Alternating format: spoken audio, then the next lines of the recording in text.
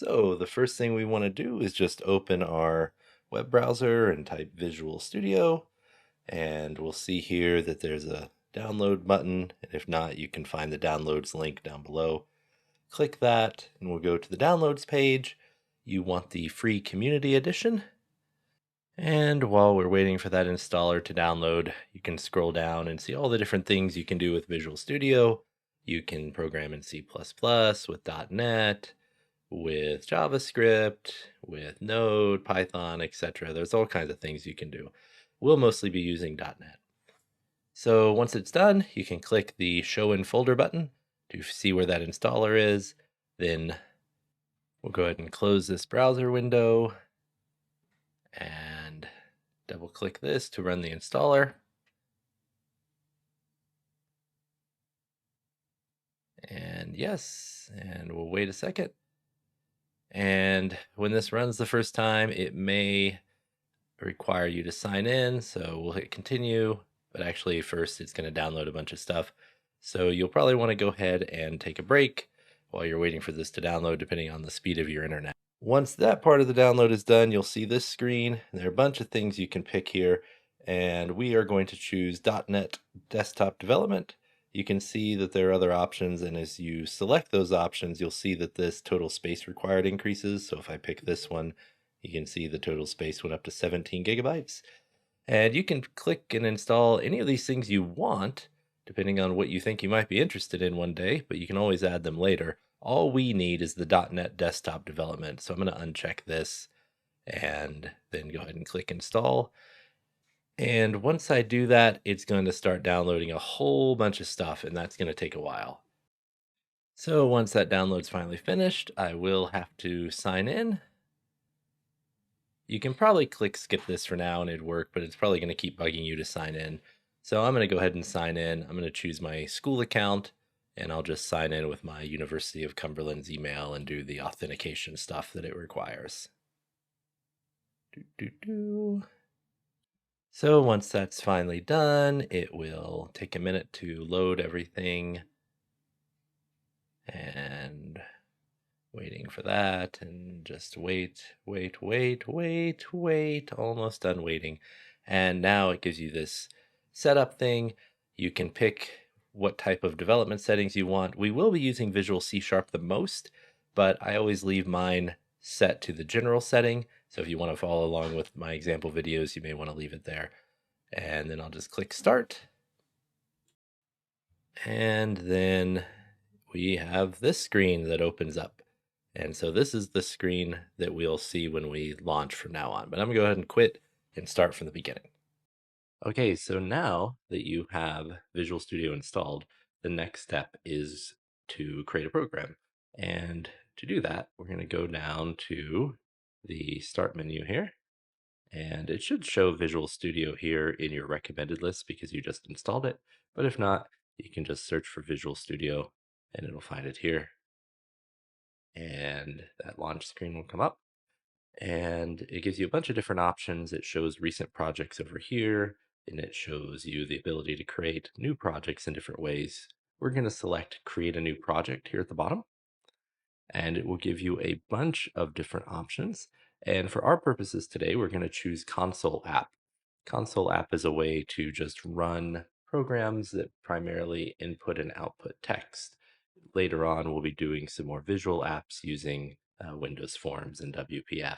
But for today, we're going to do just a plain console app. Click Next, and we can name our project whatever we want. I'm going to call this My First Program. And here, this is the name of the project.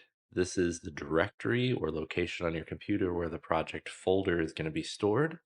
This is the name of the solution. So Visual Studio wraps projects up inside of solutions because a solution can hold multiple projects. Sometimes projects interact with each other. But in our case, we just have one project. They're named the same thing, and that's okay. So we'll click Next. Now, the .NET Framework is the underlying set of code that Microsoft provides for us to interact with and allows us to do a lot of things without having to write all the code ourselves. And there are two versions that Visual Studio 2022 comes with, version 6 and version 7. We're just going to stick with version 6 and click create. And it's slowly building our project. And once this is finished, it will open our solution, which contains our project, which contains our files. In this case, we have one file, program.cs. The .cs extension tells us that this is a C# program or a C# source code file. And within that source code file, we have a list of instructions or procedures for our program to use. So a computer program is just a list of instructions or procedures that a computer will execute one after the other. It will always follow the same set of instructions, although some instructions can allow it to make different choices. In this case, we have one instruction, line 2, which tells the program to write this string or this list of characters to the console.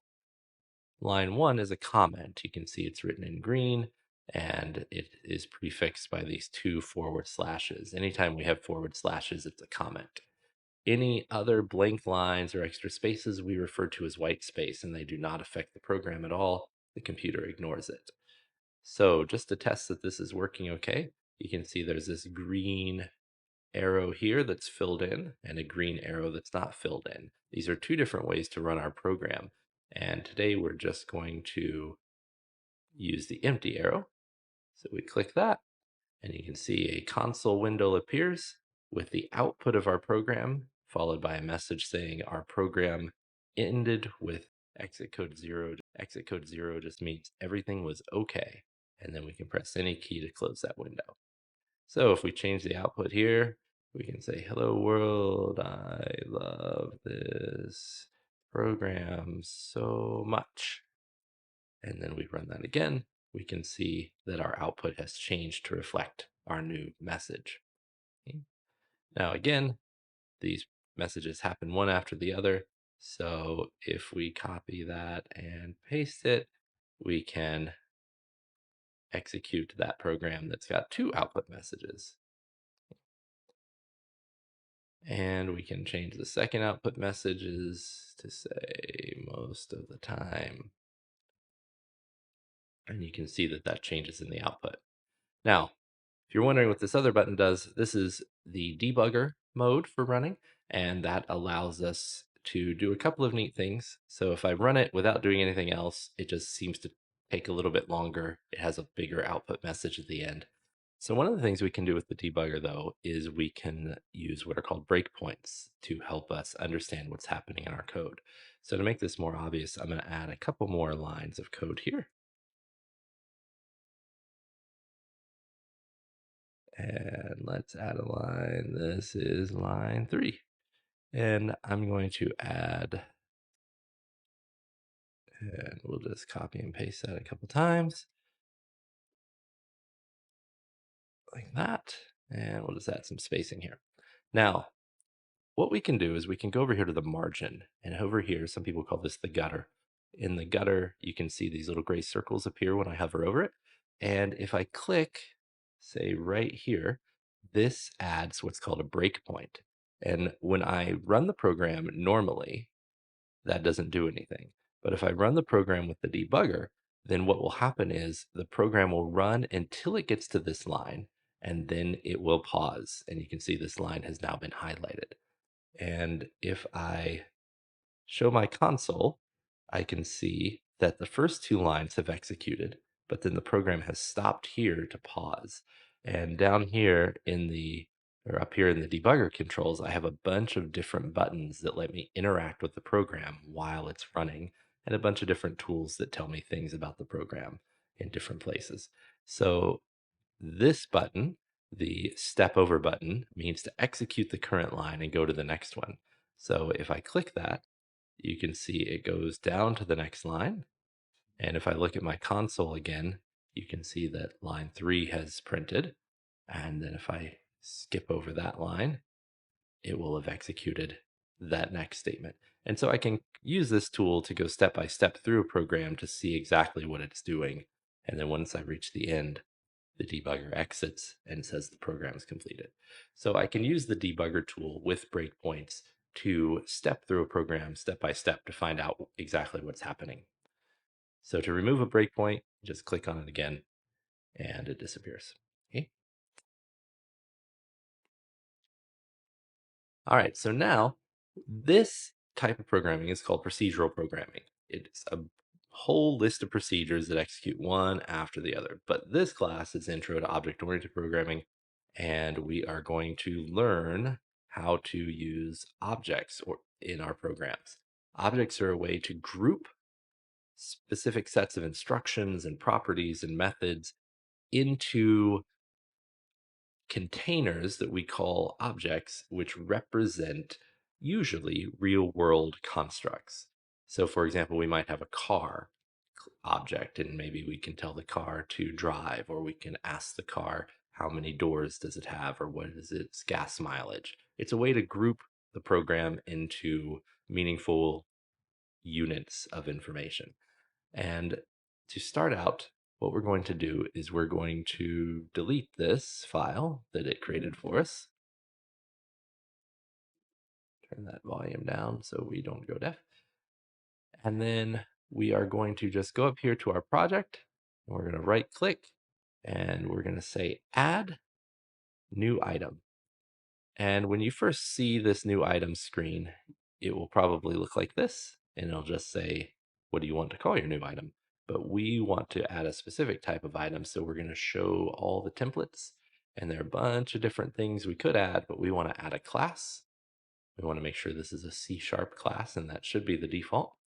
And down here, we can give that class a name, and we'll just call it my main class. Click add. Okay, and then you should see something like this. And so here we're at the top, Visual Studio has said, here are a bunch of libraries that most programs use. And so you'll probably want to be able to use these. I'm going to get rid of these for a minute, just to demonstrate why we have those. Classes are wrapped within a namespace. This helps to group classes together so we could have a whole bunch of different classes, because you might imagine as a program interacts with more and more levels of complexity or with other programs, sometimes people might name their classes the same thing. And so one way to tell them apart is to group them within a namespace. So the full name of this class isn't my main class, it's my first program dot my main class, because the my first program is the name of our namespace. And when we're within our namespace, as you can see with these curly braces, we can skip putting the my first program prefix in front of the class. It just assumes everything we're using is inside of that namespace. Okay? It's sort of like if you have two friends named John, and one of them lives in your dorm. And if you're in your dorm and you just say John, then everybody knows who you're talking to. But if you're trying to refer to somebody who is not in your dorm, you might have to use their full name, John Smith or John Jones.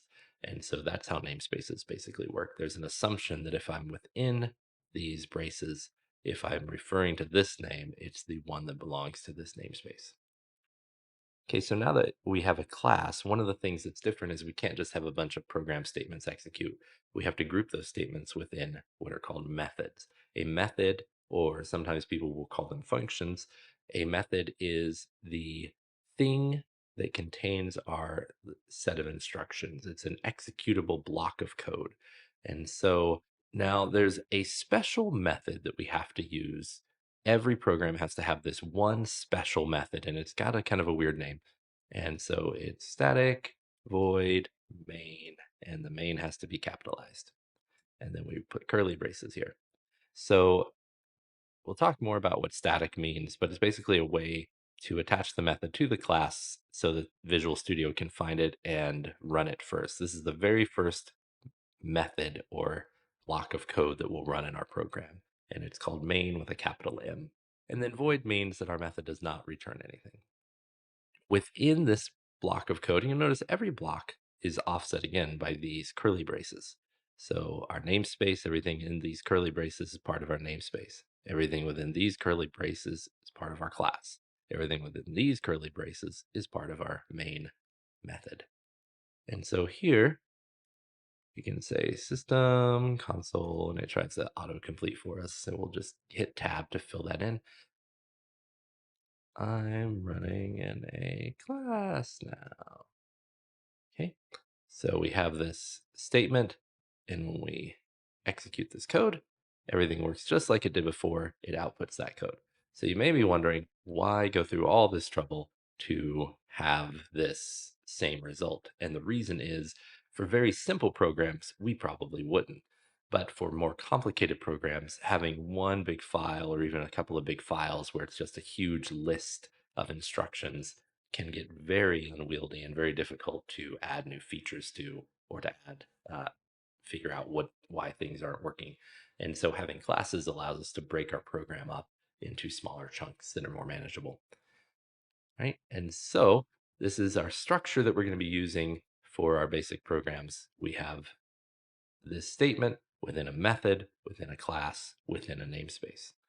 All right, so one thing we can do to make this a little bit simpler is we can take advantage of namespaces a little bit better. So remember we said that every class in a C# program is contained within a namespace. In this case, we're using the console class. Now notice if you are able to distinguish these colors, the right line and main are both by default this kind of yellow color. And that means that these are both methods. This kind of teal blue, my main class and console, tell us that both of these are classes. System and my first program are both namespaces. The console class lives in the system namespace. It's like my main class lives in the my first program namespace. So one of the things we can do with our program is up here, we can add the line using system. And what that does is says, hey, anytime that we type a class name, it's either going to be in our own namespace or in the system namespace. So you can think of this as imagining if we go back to that roommate scenario where you have a roommate named John, but maybe one of your roommates has a boyfriend named Sally. And so every time you talk about Sally, even though she doesn't live in your namespace, everybody knows who you're talking about because normally when you talk about Sally, you're talking about the people who live here. So in our case, when we say console, what the program will do is we can delete this. And when we type console, it will first look in our own namespace, and then it will look in the system namespace to see if it can find it. And if it can't find it anywhere, then it will give us what's called a syntax error. So for example, maybe I spell console incorrectly. It will say, okay, I've looked in my first program. I don't see anything named console there. I looked in the system namespace. I didn't see anything named console there. And so it gives us this red squiggly line, just like Microsoft Word would indicate a spelling error. These are called syntax errors. You've typed something incorrectly. And if you hover over that red squiggly line, it will tell you exactly what's wrong. It can't find the name console anywhere that it's looked. So we can just fix that, and then the error goes away. Okay. Now, one thing you'll note about Visual Studio is that if I put this back, if I put this error back here, is that it will often suggest different fixes. If I say show potential fixes, a lot of times these fixes don't actually fix anything. It comes up with all these ideas about how it could help you to fix this error, but most of the time, these errors are incorrect, or these suggestions are incorrect. One out of this list of 7 is actually going to help the problem. It says, hey, maybe you just spelled this wrong. Did you actually mean to write console? And if I click this, then it fixes it for me. But you have to know a lot about C# programming to take advantage of that list of suggestions because, again, most of them are not going to be helpful and will make your program worse. So just be aware of that. All right, so that's wraps up everything we need to talk about for this first week. There's a bunch of other information in the book about details about kind of the first steps of programming, so make sure you read over that. One thing the book talks about is doing command line compilation. So let's look at that really quick as well, because that's kind of confusing. So if we go down to the start menu and we look at all apps, we scroll down here to Visual Studio 2022. and we click that, you'll see there's a bunch of stuff in this folder. Okay? And what we're going to want to do is do this developer command prompt. So if I click this, I get this terminal window, this command prompt window, which tells me I'm sitting in a certain folder and I can type a command. Now, the command we would use most often here to do a command line compilation is the CSC command. And if I just type that and press enter, it'll tell me that it didn't find any source files. I've executed the compiler. So, kind of behind the scenes, when we click these green buttons, what's actually happening is Visual Studio takes our source code, which is written in what we call a high level language, and it gives it to a compiler program. And the compiler program's job is to take that high level language and compile it or translate it into what's called machine code. Machine code is just basically a bunch of ones and zeros that the computer can understand and know how to operate with. And while we normally are just going to use Visual Studio and hit these green buttons, you can use a terminal, use this command prompt, and instead manually compile things using the CSC command. However, to do that, we first have to be in the directory or in the folder where our program lives. So to do that, we're going to type cd space backslash, and this takes us to our root here. And we can type dir to see where we are. And we can see there are a bunch of different folders or directories. So folders and directories are synonymous. The command prompt refers to them as directories. So a lot of the commands use that term. For example, cd means change directory, and dir means give me a list of things in this directory. And we can see there's a user directory. So I'm going to change directory to users. And then look, and there's my directory. So I'm going to change to that directory. And then look again, and I can see all of these different things listed here. And I'm going to go to the source directory. And there's one called repos. So I'm going to change to that. Notice the capitalization here matters. And then I'll look here and I can see a bunch of programs that I've created. And this one is the My First Program solution. So I'm going to go to that directory and look, and there's the My First Program project. I'm going to go to that directory and look, and there finally is my class file. And so now if I type csc my main class.cs, it will compile that for me. And now if I type directory, I can see I have this exe file, which is an executable. So I can type my main class.exe, and it will run my program all on its own without Visual Studio. Okay. However, as you can see, this is kind of a big pain to, first of all, navigate to that directory. So one thing you can do as a little shortcut is if you select your project and right click down here, there's a button that says Open in Terminal. So if I select that, then down here at the very bottom of the window, it opens a command prompt within Visual Studio. And that command prompt is already set right to the correct directory. And so then I can type csc my first class.cs, and it will give me an error because I typed the name wrong. So make sure you don't write my first class, this is my main class, csc my main class.cs, and it will compile that for me. And then if I look, there's my main class again. Now, one thing to note here is if I try to just run my main class from within Visual Studio is actually using a different type of terminal than the one we were using before. It's using something called PowerShell. And if I run this, it'll give me this big ugly error and it says, hey, by default, it's not, since it's sitting in the current location for security reasons, we don't let you run programs that are just sitting in your same directory unless you type /. And there's a good reason for that, which we won't talk about. But if we type // my main class.exe, then our program will run. So just know that there's a difference there. Now, if you were to do // my main class.exe, when we do our slash the correct direction, dot slash from the regular terminal, you'll see that works too. So if you don't want to try to remember to which one uses which, you can just always use the dot slash at the beginning. And if you're on a Mac or Linux computer, you're used to having to do that if you run commands in the terminal. So again, this is just another way to compile and run our code. It has some advantages, but the biggest disadvantage is that we can't use the debugger when we do that. And so it's not really a great method. And most of the time, we're just going to use Visual Studio to run our code.